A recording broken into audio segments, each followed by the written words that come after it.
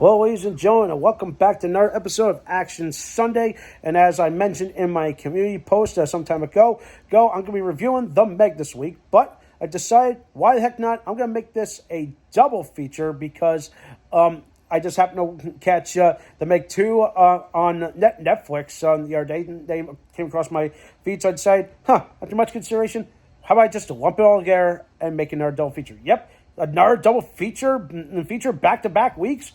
Why the heck not? Let's just make the best of it. And of course, by the time this episode drops, I will be at a Super Bowl party. So, go Chiefs. All right, that's just me. But anyway, let's get down to business. So, for those of the uninitiated, The Meg and Meg 2 are actually based on a novel by Steve Alton. Okay, and it's pretty much an action sci-fi story that just brings to the life of it's about a megalodon and of course Terrors of the Deep kind of thing. So I remember the promotion material back in the day. I was like, okay, I felt like I was getting big Jurassic Park vibes across both of them, but then I was like, I don't know, no, is this gonna let me down? But surprisingly, I actually found both these movies to be very entertaining. More to the first one, not so much of the second one, but I'm gonna get to that in a sec. So, let me give you guys the shortened version in the story in a nutshell. All right. So what happens in the first movie, or the first book, I believe it's based on this book, the same series many years ago. So what happens is there's this corporation of deals with sharks. They send a sub that goes deep into the ocean, almost like, I think it's not technically the Marianas Trench, but it's something close. Down there, they discover a world that they never seen. But then something happens. Their sub gets attacked, and they're stranded. Okay, and with them without oxygen, then they're running out of oxygen for a lot of time. They turn to one guy, Jonas Taylor, played by Jason Statham, who quite frankly I actually enjoyed in this role, no doubt. So essentially he becomes like a hero. He goes down to rescue them, and then in the process he's got to fend off this megalodon. And from there it gets a whole lot interesting and a whole lot crazy. You're on the edge of your seat. Holy shit, the excitement is there. And the more I watched it, I definitely was getting the this does feel like a Jurassic Park kind of thing, but the suspense is there. It builds. You're thinking, oh my god, is someone gonna die? My goodness, there's a whole lot that's going on, and also kind of like where this Shark Lab and corporation are set. Okay, it's not set in America. It's a South China Sea expedition kind of thing, but the owner of the billionaire owner of the company is American. But I think he was English in the actual book, but I'm not 100% sure. If I'm wrong, shoot me. But there's a lot of great character arcs, a lot of interesting backstory, a lot like cloak and dagger kind of things.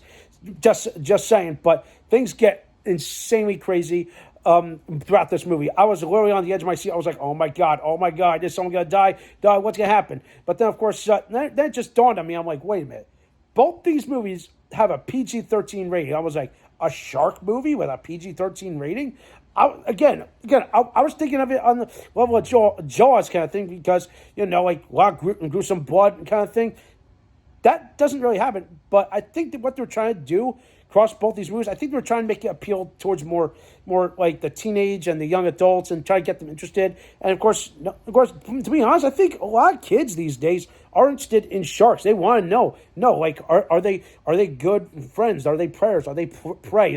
There's a whole lot. I've said this in a vlog some time ago. The ocean is an lasting, vast discovery thing. Kind of like the universe. It's like the expanding universe, and you got the expanding ocean. There's still plenty of ecosystem left to be discovered and left to be explored. There's probably more species of sharks that we don't even know. Who the hell knows? Okay, what lies beneath the ocean? And of course, I just love the ocean because of its mystique and beauty. But that's just me. But anyway, I digress. So, first Meg movie I really enjoyed. The second one kind of piggybacks off of that a little bit, but I think they try to overcomplicate it a little bit because at one point in the story, all of a sudden something else is attacking people, and of course when you finally realize it, you're like, it's a giant squid. And then I'm like, am I watching giant shark versus mega squid or something like that? Like it was a cheap sci-fi movie from years ago. But side note, that movie was shit compared to this.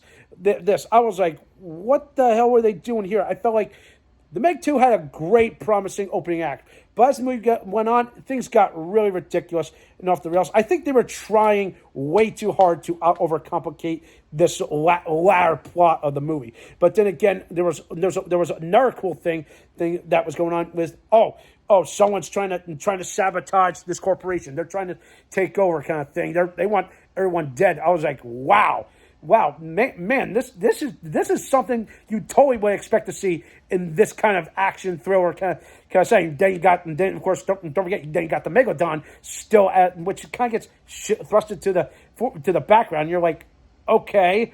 Other than that, both these movies are fine, but I found them. Again, like the first Meg had all the promising stuff in the world, and of course, I think they kind of expanded upon the sequel. But people are saying there's going to be a third Meg movie. I'm like, okay, maybe I'm on board for it, but will it happen? Is it going to blow me out of the water? Hopefully, wash a poor taste out of the second one out of my mouth. Who knows? And maybe if Jason Statham is on board for it, which I'm pretty sure he is, I'm totally for it. But of course. I don't know where they're gonna take this story. Where are they gonna take this character arc of Jonas Taylor and this love interest with one of the Chinese scientists and their daughter? Where are they going to go and take it from here? Are they going to try to get everyone back? But again, another guy I really liked was DJ. He was just a geeky guy in the first movie, but by the second one, he becomes like a complete badass. He's got like a gun. He's got a thing of stuff. He goes from being the nerdy guy to like the ultimate. Okay, I want this guy to work with me. It's just great. But as for the casting, like outside of Statham and Cliff Curtis. Let's see. I remember Ruby Rose being in the first movie, but I don't think she returned for the second one. And then of course Ryan Wilson, who played the corporate owner, first one. He was both sinister and funny at the same time. But of course, I just loved how he got his just desserts in that movie. In the sequel, man, I felt like the villain wasn't too well established.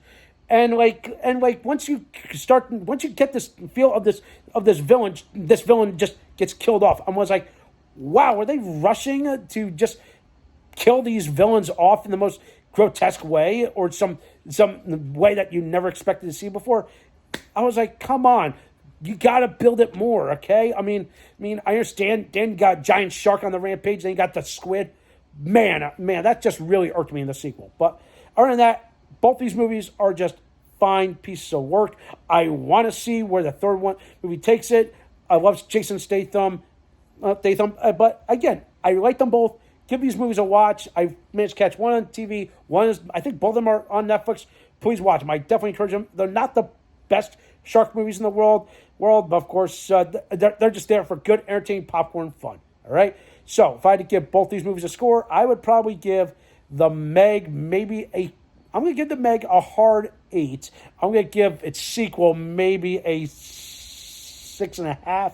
I was thinking of giving it a 7, but again, things just bogged it down, kind of knocked it down. A lot of things, like I just mentioned, just irked me. I think I think they really should rework the final act of that movie. All right. So that's just for this week. Thumbs up this video, subscribe to my channel, and stay tuned for some more awesome and exciting content.